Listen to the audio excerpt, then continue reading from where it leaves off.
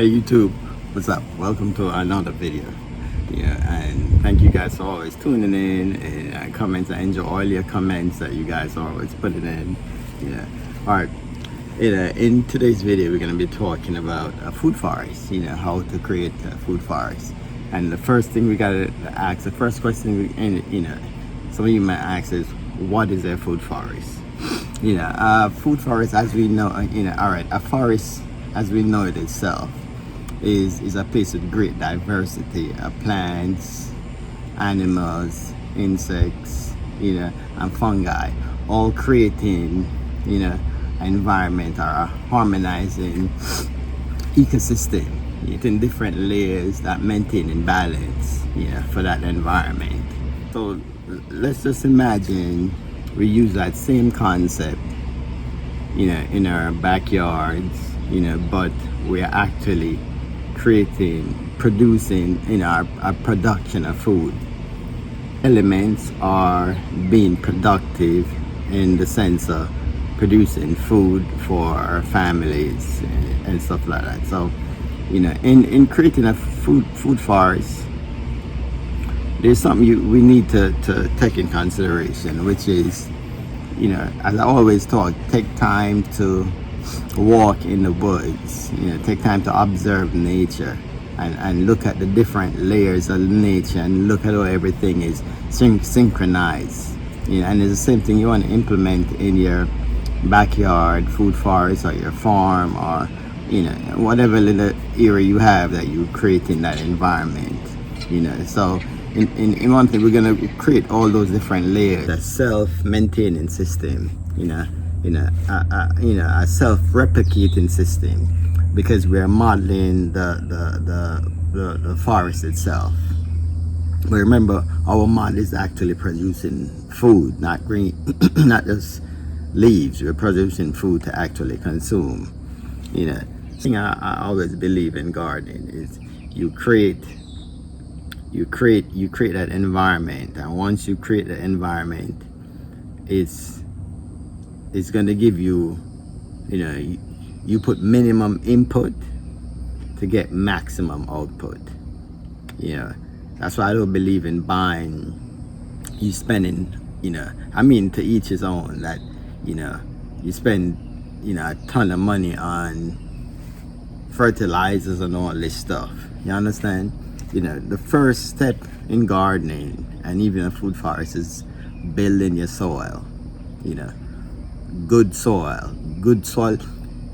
The more you add, the more fertilizer you add, synthetic fertilizer you add, is the more you're depleting the soil itself. You're gonna always the soil didn't get a chance to actually build, so you're gonna always add in. But if you build a system that's self-maintaining, meaning chop and drop, biomass, wood chips, and you're creating those layers, all that is going to break down, worms is going to come in, and you're going to be building, the perfect ecosystem for your garden, which start with your soil. Because you don't want gardening to be that back-breaking, stressful, stuff that you dread to go outside. You look outside, oh, I gotta go out there today again. No. For me, I spend an hour in my garden in the morning and an hour in the evening. Yeah, guys, so in creating a food forest, you could do this anywhere in the world. It doesn't matter, and wherever you created it, the whole mindset is to create long-term food production, and that's the whole point of creating a garden or a food forest. That's why I grow a lot of perennials, because I want long-term food production. It's less work. Annuals are great, but it's a lot of work. And for me, I want less work in the garden, because I got a lot of other stuff to do at the same time, not just gardening. So I create systems, or grow a lot of perennials and grow stuff that need don't need a lot of maintenance. Yeah, don't need a lot of care. No baby, no daycare for the plants. Yeah, we need stuff that can maintain themselves over a long period of time. Yeah, and when before I start my food forest, I did research, read a couple books, watch different videos. And one of the things I realized is when you're starting your food forest, there's different layers that you're gonna start with, and there is two main layers that I think we all should pay attention to, and that's the production species of plant and support species of plant. The production species of plant is the one that's going to give you the food, which is like the bananas, the peaches, the apples, the mulberries, all the fruit trees. Those are production. The persimmons, the lemons, the limes, the strawberry, guava, the guava, all of those production species. So for us, we want to start with support species. For my food forest, when I started, as I'm going to show you a picture, right here, somewhere I'll show you. You're going to see the picture while I'm talking.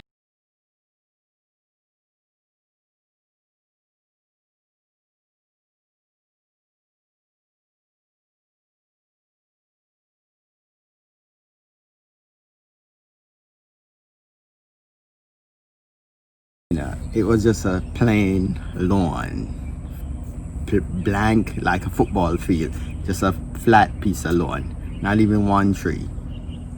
And while doing my research, I realized instead of just dropping a mango tree here, a mulberry tree here, I thought about, first thing I need to do is build the soil.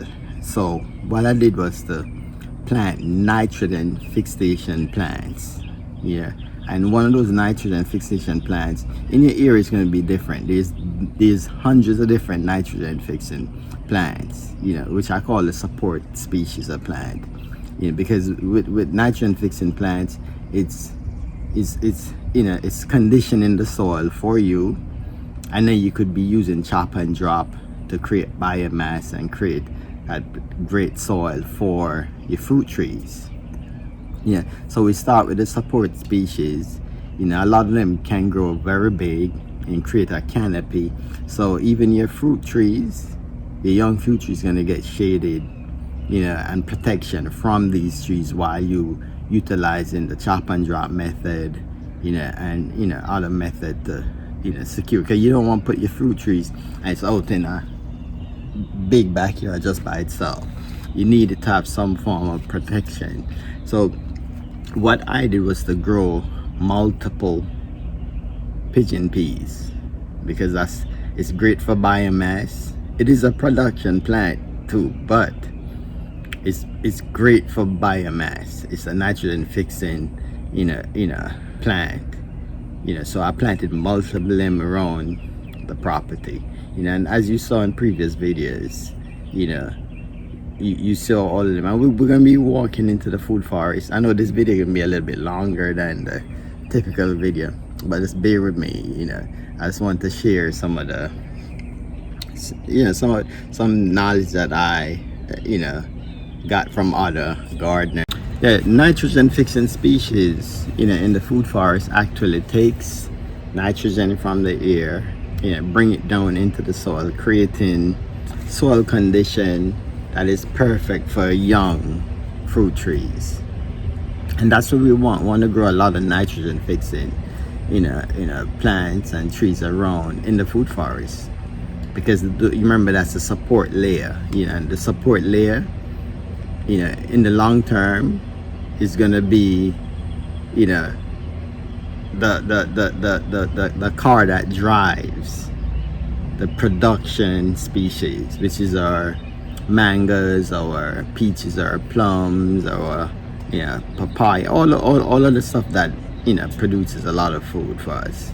Even the nitrogen fixing, like for I'm growing a bunch of nitrogen fixing plants, and I'm using massive amount of chop and drop, which we're gonna, as I said, we're gonna walk and check out the food forest, and I'm gonna show you the different nitrogen fixing plants, and then how, while creating it, to get a great soil for the food forest.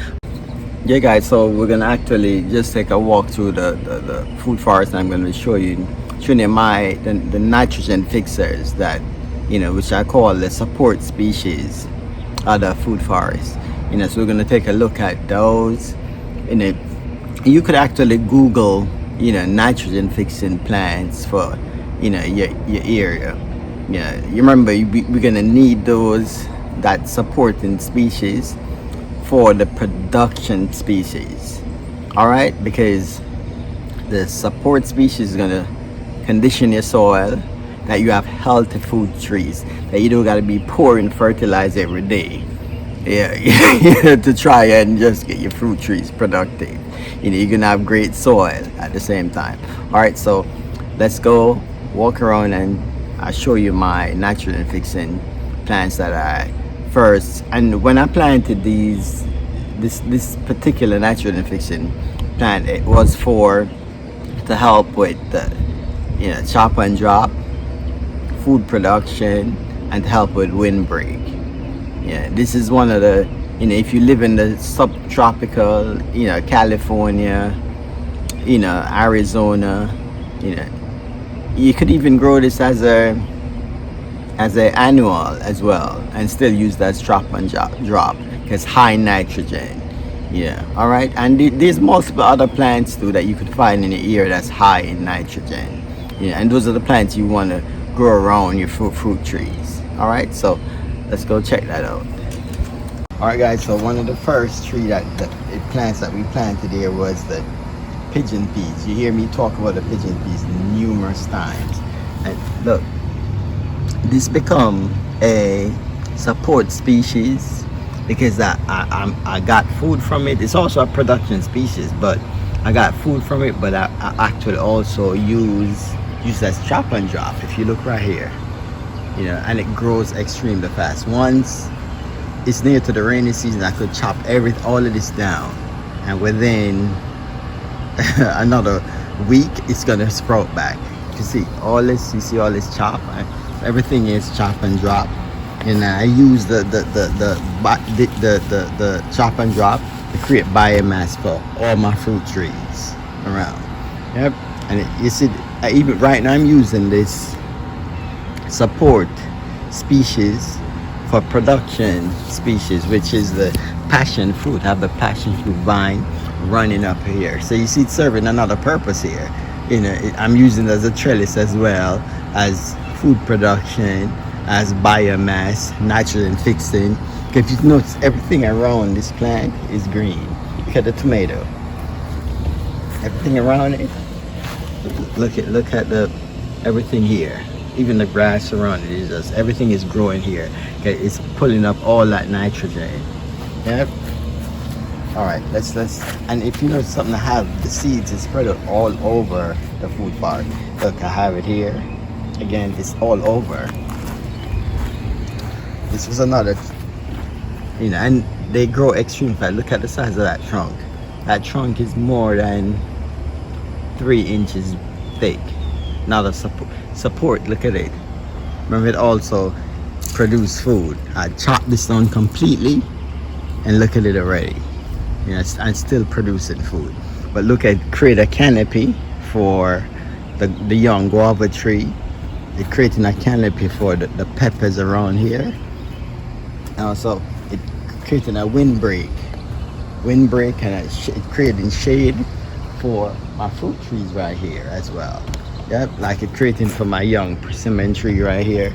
Okay, so I have them planted here, so they're all producing nitrogen, pulling nitrogen from the air into the soil. So what it's doing right here is conditioning the soil. Let's walk over here. Look at this one. I have it right beside my banana. Look, directly beside my banana. So it's pulling nitrogen down, conditioning the soil for my banana plant as well. come over here. Got another one right here beside the banana plant as well. Yep, and I use that chop and drop. Look, look, chop and drop, chop and drop. Yeah, I use it all the time. You chop it down, and you know, in no time, it's gonna grow back. Show you another plant right here. Chop and drop. See, instead of chop a few, you know, like maybe a month ago, and look at it already. Yep. So I'm gonna chop this one again, use it as biomass, and this also here creating shade for my young fruit trees. I'll show you a young fruit tree I have here. Look, there's a mango tree right here. So look, it's shading it right now. Yep. Look again. This one is here. It's creating a shade for the mango tree. You know, the young mango tree as well. And while this was big, it was creating a shade for the loquat. Yeah, not massive amount of shade, but again, and it's conditioning the soil around the area. Yep. Let's go over here again. Look, there's another one right here. How big this is? Huge, huge tree. And I also chopped this down right down to let's step over here.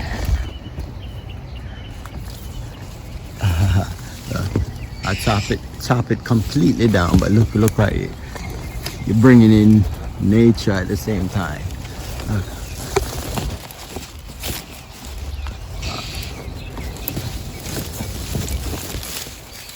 Right here. There's eggs right here. Yep. So let me leave him alone that he can come back. Come back. And look. So that's it. So you see, it's creating like this one tree is creating complete environment for the food forest. Yep. If you look here again, more pigeon peas. So I can condition the soil. And another thing, what I did was to add wood chips. Remember, this was a big lawn. I'm gonna show you a picture. This is the wood chips. Look.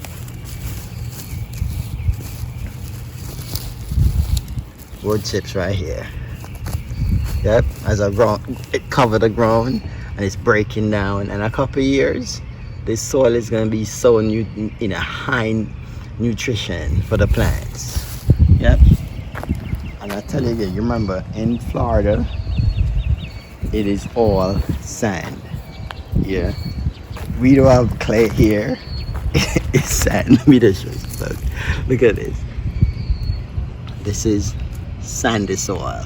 So, you know, when you have soil like this, what you have to do is just study nature, see how everything works, yeah, and create that environment for it. Yeah. Yep.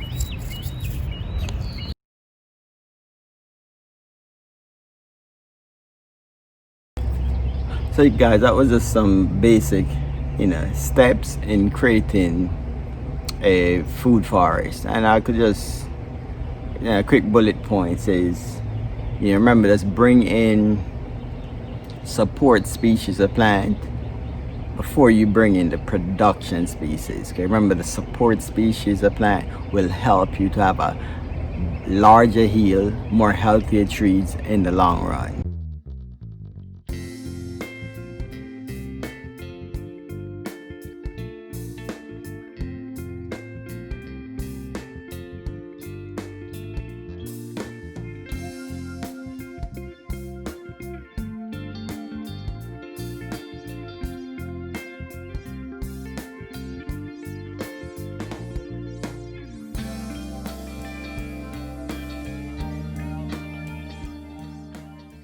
Thank you so much for watching. I know this video was probably a little bit longer than my typical videos, and have an amazing day. One love, guys.